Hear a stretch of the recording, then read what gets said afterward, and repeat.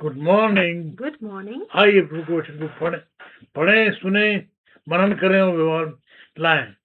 आज का वचन हमें मिलता है भजन संहिता 37:21 से 23। Psalm 37:21-23। दुष्ट ऋण लेता है और भरता नहीं, परंतु धर्मी अनुग्रह करके दान देता है। क्योंकि जो उससे आशीष पाते हैं वे तो पृथ्वी के अधिकारी होंगे, परंतु जो उससे शापित होते हैं वे नाश को जाएंगे। मनुष्य की गति यहोवा की ओर से दृढ़ होती है और उसके चलन से वो प्रसन्न रहता है। The wicked borrow and do not repay, but the righteous give generously. Those the Lord blesses will inherit the land, but those he curses will be destroyed. The Lord makes firm the steps of the one who delights in him. Amen. आप देखिए, हमने कल पढ़ा था कि दुष्टजन है वो ऋण लेता है लेकिन देता नहीं है, लेकिन धर्मी जन उधार पर दान देता है। हमने कल देखा था those who are blessed by God, they seek His will, they seek how to follow Him. आप देखें भजन 27:21 में हमने पढ़ा है The wicked borrow and do not repay, but the righteous give generously.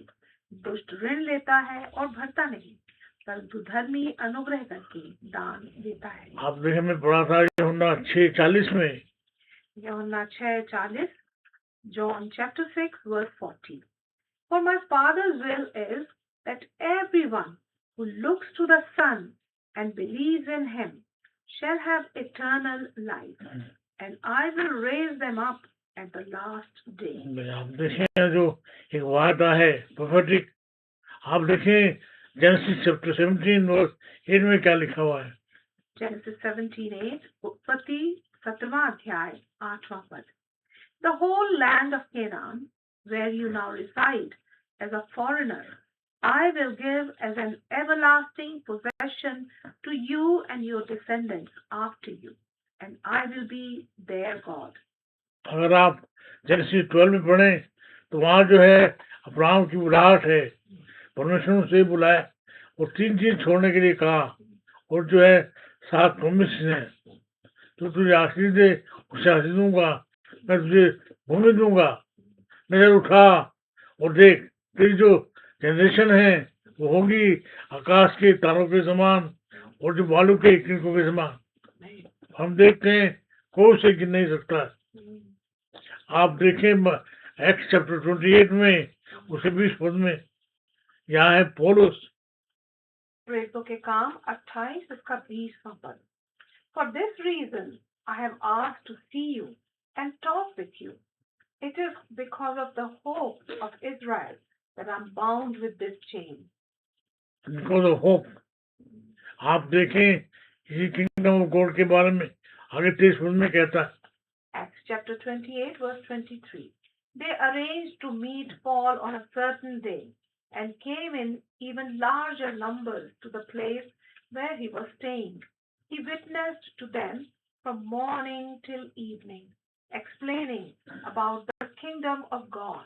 And from the law of Moses and from the prophets, he tried to persuade them about Jesus. ना जो कह रहा है वो कह रहा है Christian community and Christian commitment. आप देखें यहाँ जो बात है वो है फ्यूचर की, वो है प्रोफेटिक वर्ड की। आप देखें भजन 37 के 23 में क्या लिखा है। Psalm 37 verse 23, where it says, The Lord makes firm the steps of the one who delights in him. मनुष्य की गति यहोवा की ओर से दृढ़ होती है और उसके चलन से वो प्रसन्न रहता है। आमीन। आप देखिए जो गति है वो उनसे प्रसन्न रहता है, किनसे? जो चलते हैं उसकी मानते हैं, लेकिन जो लोग उसे डिफाई करते हैं वो कर डाले जाएंगे। आप पढ़िए भजन 37 क्या लिखा है। Psalm 37 verse 24.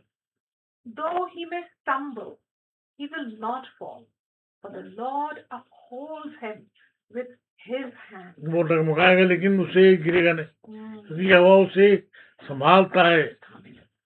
आप देखें, पढ़ते हैं इस बात को 40 उसके 2 में। Psalm 40 verse 2. He lifted me out of the slimy pit, out of the mud and mire. He set my feet on a rock and gave me a firm place. उसने मुझे कीचड़ में से निकाला, गड्ढे में से निकाला और मेरे पैरों को स्थिर किया है। हम पढ़ते हैं प्रोवर्ब्स के 3 में, Proverbs chapter 3 verses 1 and 2. My son, do not forget my teaching, but keep my commands in your heart, for they will prolong your life many years and bring you peace and prosperity.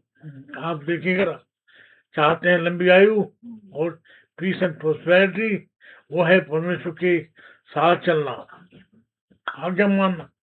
हम पढ़ते हैं इसी बात को उसके 10 अध्याय के 13 में। 1 Corinthians chapter 10 verse 13.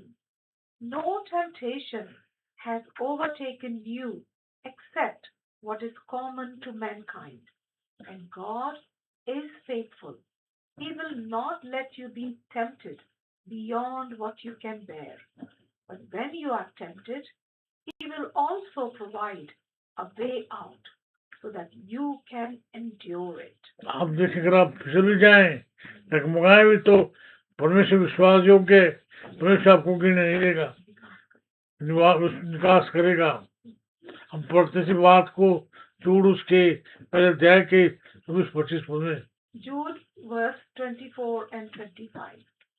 To him who is able to keep you from stumbling and to present you before his glorious presence without fault and with great joy, to the only God our Savior, be glory, majesty, power, and authority through Jesus Christ our Lord, before all ages, now and forevermore.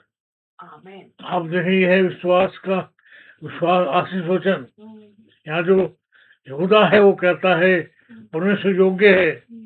इस बात को हम पढ़ते पहला यूहन्ना उसके पहले अध्याय के 9 पद में। 1 John chapter 1 verse 9.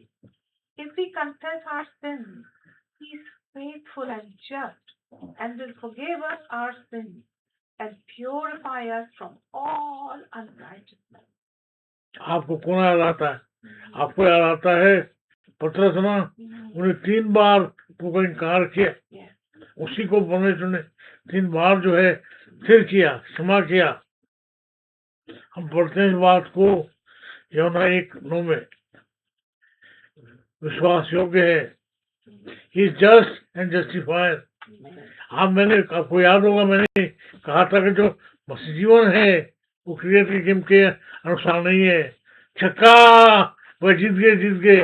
No, it's like hockey. Wherever you foul, you can always take ball at that point, always take it in. It's like football. जहाँ से बॉल बाहर गई है उसको you can always take, throw in a kick in. आप देखें, यहाँ जो बात कही गई है वो है, पौलुस कहता है गलातियन चैप्टर 6 में, Galatians chapter 6 verse 1, doing good to all. Brothers and sisters, if someone is caught in a sin, you who live by the Spirit should restore that person gently, but watch yourselves, or you also may be tempted. Amen. आप देखिए, एक question, अपने आप सावधान रहें और उनको बचाएं, ये हमारी जिम्मेदारी है। तो क्या करें ये कि अपने आप भी सावधान रहें और उनको बचाएं। मैं जो रोज आपको वचन सुनाता हूँ कि उसके पीछे जो वो उद्देश्य ये है कि मैं अपने आप भी बच रहा हूँ और आपको बचाऊं। तो आप सुनिए और उनको भी आप इसे फॉरवर्ड करिए, सुनाइए। आइए प्रार्थना करें। पूरी मेरी प्रार्थना है मेरे अपने लिए, परिवार के लिए, मेरे भाइयों के लिए, बहनों के लिए, हर एक के साथ हो, हर एक को आप संभालें, हमारी प्रार्थना सुन लीजिए। हमारे उद्धारकर्ता प्रभु के बारे में नाम से मांगते हैं। आमीन आमीन। हमारे एक परमेश्वर का प्रेम, अनुग्रह है और सहभागिता हमें से हर एक के साथ अब से लेकर सदाकाल तक होती रहे। आमीन आमीन। तो आपके साथ हो, आपकी मदद करे।